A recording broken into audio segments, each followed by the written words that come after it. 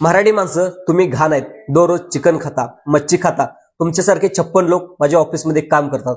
अशी तुच्छ मराठी माणसं भाषा वापरत एका कल्याणमधल्या, मुंबईमधील राहणाऱ्या कल्याणमधल्या योगीधाम या परिसरातील एका परप्रांतीय अखिलेश शुक्ला या व्यक्तीने मराठी माणसावरती एक भ्याड हल्ला करण्यात आला.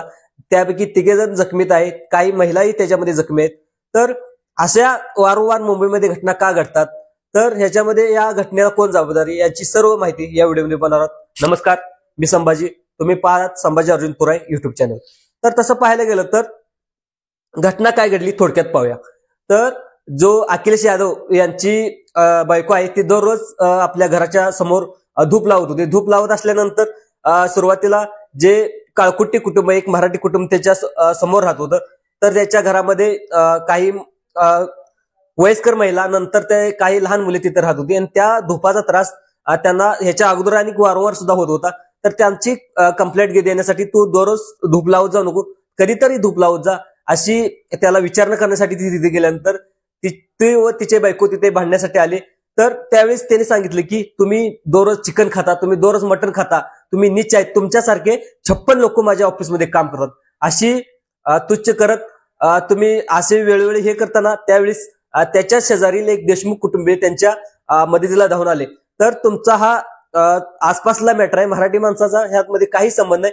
तुम्ही खाली जाऊन सोसायटीमधील जे अध्यक्ष आहेत त्यांना जाऊन भेटा आणि तुमचा आसपासले मॅटर मिटवा. तर त्याच्या बायकोने सरळ त्याच्यावरती पर्सनली घेतली. ते टकल्या तुझा काय यामध्ये संबंध, असे पर्सनली देऊन त्याच्यावरती सुद्धा भांडणे काढण्यास त्यांनी सुरुवात केली. तर तसं पाहायला गेलं तिथे सुद्धा त्यांनी भांडणं काढली. तर जो अखिलेश शुक्ला आहे यांनी सुद्धा देशमुख कुटुंबावरती तुम्ही मराठी माणसं वेळोवेळी एक होता आणि आमच्या बाजूने वारंवार आमच्यावरती हल्ले करता, आज थांब तुला एका अर्ध्या तासात बघून घेतो असं म्हणून तिथे भांडणे मिटली.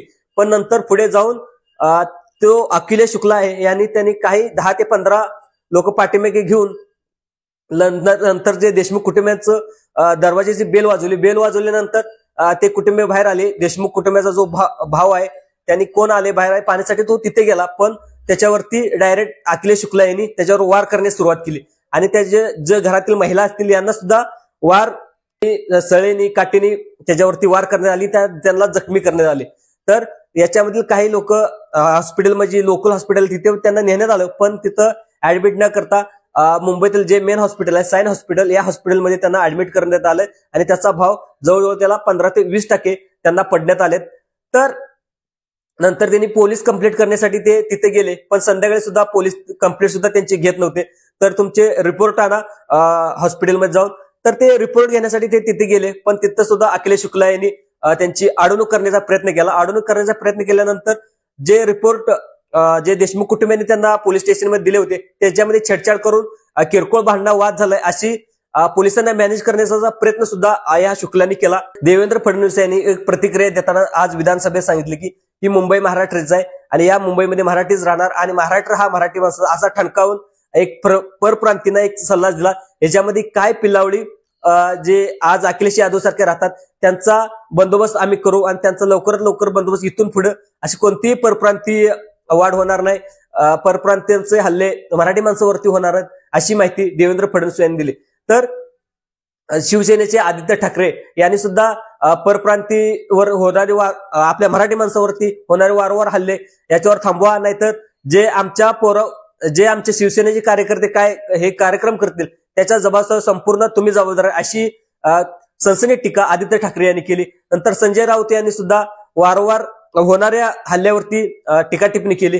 नंतर रोहित पवार यांनी सुद्धा सांगितलं आजची पाहिलेली घटना पाहून अंगात एक रक्त सळसळतं, पण कायद्याचं उल्लंघन नाही केलं पाहिजे. पण अशा लोकांनी सुद्धा विचार केला पाहिजे की मराठी लोकांचं खूप मन मोठं आहे, तर त्यासारख्या लोकांना आम्ही महाराष्ट्र सामावून घेतलंय, पण तुम्ही हात पसरवण्याचा प्रयत्न करू नका अशी सनसनी टीका सुद्धा रोहित पवार यांनी केली.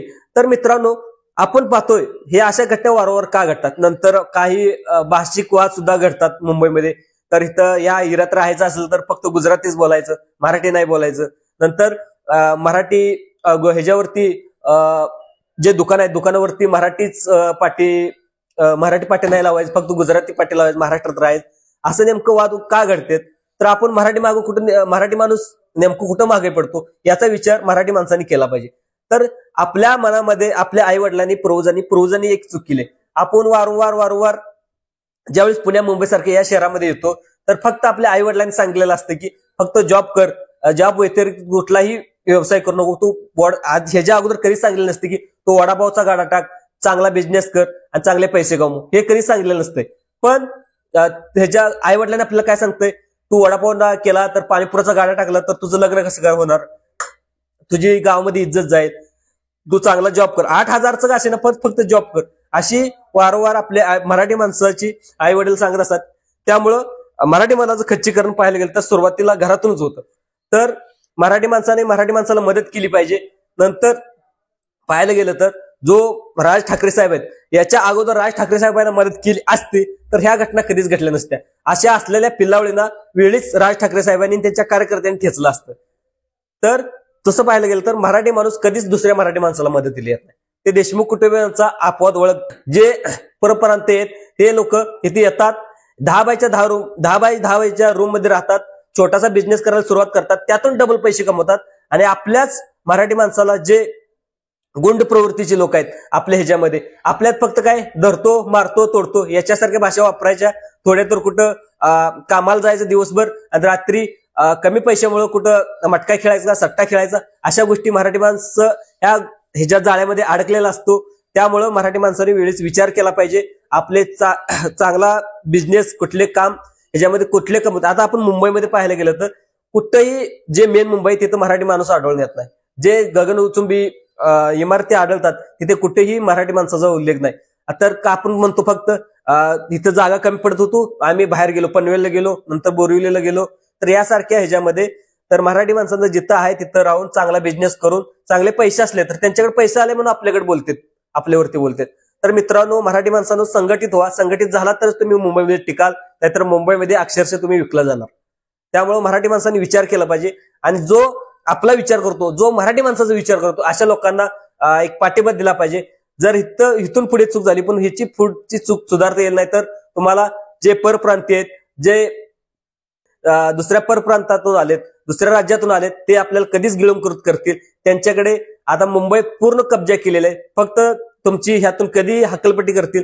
तर पाठीमागच्या कर्नाटकच्या मुख्यमंत्र्यांनी सुद्धा बेळगाववर त्यांनी हक्क सांगितला. तर बेळगाव तुम्हाला देतो पण तुमचं मुंबई केंद्रशासित प्रदेश करायचं, अशी ही मागणी सुद्धा त्यांनी विधानसभेत केली. तर बाळासाहेब ठाकरे असते तर अशा कधीच घटना घडल्या नसत्या. त्यामुळं बाळासाहेब ठाकरेंची गरज आता पुन्हा एकदा वाटते. हा व्हिडिओ आवडल्यास जास्तीत जास्त लाईक करा, सबस्क्राईब करा, तुमच्या लोकांना सुद्धा शेअर करा. धन्यवाद.